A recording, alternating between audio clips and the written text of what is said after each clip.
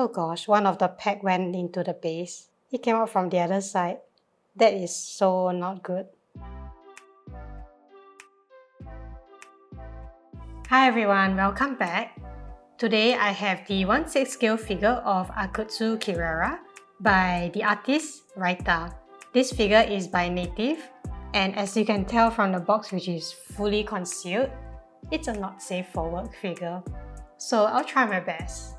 This figure is really beautiful looking, so really excited to open this up. And let's just get started. I managed to pre-order this figure directly from Native via a proxy for about 29,000 yen.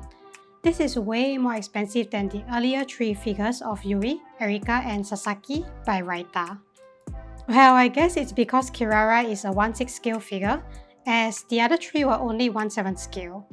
I was initially annoyed by the scale difference, but at the same time, I definitely prefer a bigger figure. Anyway, I received this girl back in 2023, but only managed to open her up in 2024. So it's been a while, and here is the video finally put together. Just like the previous 3 figures from Raita, this box is in the same design. It is a plain grey box with bluish tints and no graphics on it, other than the intricate pattern on the front. It's NSFW after all. Opening up the box and taking out the blister package, I first have a set of instructions in Japanese with an English translation on the back. This figure also came with a bonus postcard featuring the illustration this figure was based on. This figure has 2 blister packages. Opening up the smaller one, I first have a magnificent twisted weapon. Next is a green triangular piece, which I believe is an undergarment. This is followed by a pair of gorgeous wings. As for the bigger blister package, I first have a very pink base with a flower shape, followed by a pair of tiny pretty wings. Next is Kirara's belt, followed by her very mini skirt. Last but not least is the figure of Kirara herself. And that's all the components that came with this figure. Now to assemble her. For assembly, I'll first set her on the base. She's got quite a bit of plastic left, so I'm taking those out first.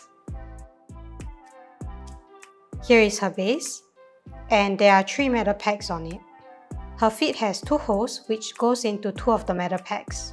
Okay, so one of the peg for her legs is circular and the other one is square, so you gotta put it in correctly. Oh gosh, one of the peg went into the base. It came out from the other side. That is so not good. A few moments later. Okay, I managed to push the peg back and set her on the base. She now fits into her base quite nicely. Before I attach her head back on, I should attach the little wings onto her hair first. For the left side, the wing has a peg and it goes into the hole over here. That should do. For the other wing, its peg goes into the hole over here. And with that, I have both the little wings attached. Now I should be able to attach her head back on. With her head attached, I can put her hands back on. Apparently, the hand is supposed to be in between the 2 little wings. So we gotta attach this back quite carefully. The next accessory to attach is her weapon. At the bottom of the weapon, there's a hole, and it should go into the 3rd metal peg on the base. As for the handle, it slots into her hand. Next, I want to put on her belt and her skirt. Starting with her belt, it's a flexible material and can be unbuckled to slide onto her hips. For the skirt, it can also be detached. The material is flexible, so it's quite easy to put on and buckle back. Lastly, we attach the wings. The wings have plastic pegs, and they go into the holes on her back.